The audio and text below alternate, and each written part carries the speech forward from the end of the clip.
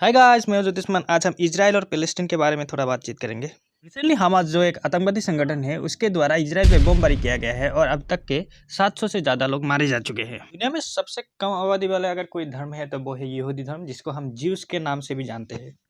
लेकिन आज यहूदी क्यों माइनॉरिटीज में है, आइए जानते हैं। हजारों साल पहले बेथलेम में जीसस क्राइस्ट का जन्म हुआ था, जो आज के डेट पे जेरूसलम में है। कहा जाता है कि जीसस क्राइस्ट का जन्म एक ज्यूस फैमिली में ही हुआ था, लेकिन जीसस ने हट के ईसाई धर्म का प्रचार किया, इसीलिए ज्यूस के द्वारा जीसस को क्रूसीफाई किया गया था। हजारों साल पहले यहूदियों को लेकर बहुत ही बुरा अपवाद फैला करता था। कहते हैं कि यहूदी लोग ईसाई लोगों को रिलीजियस पर्सपेक्टिव के लिए यूज़ करते थे और इसीलिए ईसाई लोग यहूदियों को मारने लगे थे। कहा जाता है कि जब क्रूसिड हुए थे तब हजारों यहूदियों को मार दिया गया। पहले विश्व युद्ध में जर्मनी के हार के बाद फिर से यहूदियों पर अत्याचार होने लगे। पहले विश्व युद्ध के बाद एडोल्फ हिटलर नाजी पार्टी की तरफ से चुनाव लड़के जर्मनी का प्रेसिडेंट बना था। हिटलर यहूदियों को जर्मनी का अविकसित होने का मुख्य कारण मानते थे। उनके अनुसार यहूदी आर्यन नस्ल का नहीं था और जो लोग आर्यन नस्ल का नहीं है उनको यहाँ पर रहने की कोई ज़रूरत ही नहीं है। सन 1941 में 15 से 20 लाख यहूदियों को हिटलर के परमिशन के अनुसार मार दिया गया था। यहूदियों के ऊपर हुए इस अत्याचार से बचने के लिए उन लोगों ने अपने यहाँ एक अलग से देश बनाने का संकल्प लिया। वो लोग फिलिस्तीन को अपना देश बनाना चाहते थे। पैलेस्टीन ज्यूस के लिए एक होली एरिया था। पैलेस्तीन में तब इस्लाम धर्म के लोग ज़्यादा रहते थे। जब पहला विश्व युद्ध चल रहा था तब ब्रिटिशर ने इस्लाम लोगों को ये बोला कि आप लोग हमें मदद कीजिए तो आप लोगों को एक अलग से देश बनाने की अनुमति देंगे। और वही सेम चीज़ उन लोगों ने ज्यूस को भी प्रोमिस किया कि आप लोग हमें मदद कीजिए तो बदले में हम आपको परमानेंटली रहने के लिए एक देश बनाने की अनुमति देंगे।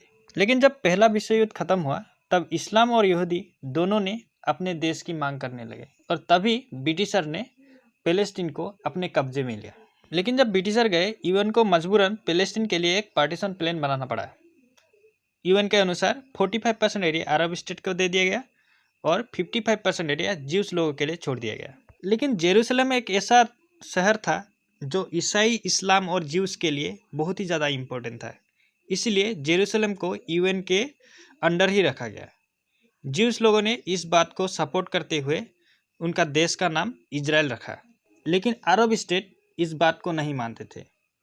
इसीलिए 1948, 1967, 1973 को वो लोग इजराइल पे अटैक करते हुए आ रहे हैं। आज हमास के रेवोल्यूशनरी या फिर आतंकी फिलिस्तीन को आज़ाद करने के लिए इजराइल पे अटैक कर रहे हैं, लेकिन इजराइल अपने अस्तित्व को बचाने के लिए लड़ रहे हैं। इसलिए आज इजराइल ज़्यादा खतरनाक है, क्योंकि इजराइल को पता है अगर अपने देश को खो देंगे तो उनको रहने के लिए कोई जगह ही नहीं मिलेगा। आज इजराइल को लेबनान, हमास अटैक कर रहे हैं, लेकिन आज इजराइल इतना विकसित हो गया कि वो अपने दम पे मुंह तोड़ जवाब देने की काबिलियत रखता है। न्यूज़ ऐसा भी आ रहा है कि ईरान पूरी तरह से लेबनान को मदद कर रहा है और अफगानिस्तान के तालिबानी भी इजराइल को अटैक करना चाहता है। आज भारत और इजराइल के बीच बहुत ही बेहतर रिलेशन है, लेकिन भारत इजराइल को खुलेआम सपोर्ट नहीं करता। इसका कारण ये है कि अगर भारत इजराइल को सपोर्ट करेगा तो पाकिस्तान बोलेगा कि पीओके को ऑक्युपाइड करना भी कोई गलत नहीं है। इसीलिए जब यूएन का बैठक हुआ तब भारत ने इजराइल का विरोध किया, लेकिन इजराइल ये अच्छे से समझता है और भारत के साथ 2014 से अच्छे रिलेशन बना के आ रहे हैं। तो दोस्तों, इस बारे में आप लोगों का क्या राय है, आप मुझे कमेंट बॉक्स में ज़रूर बताइएगा। धन्यवाद।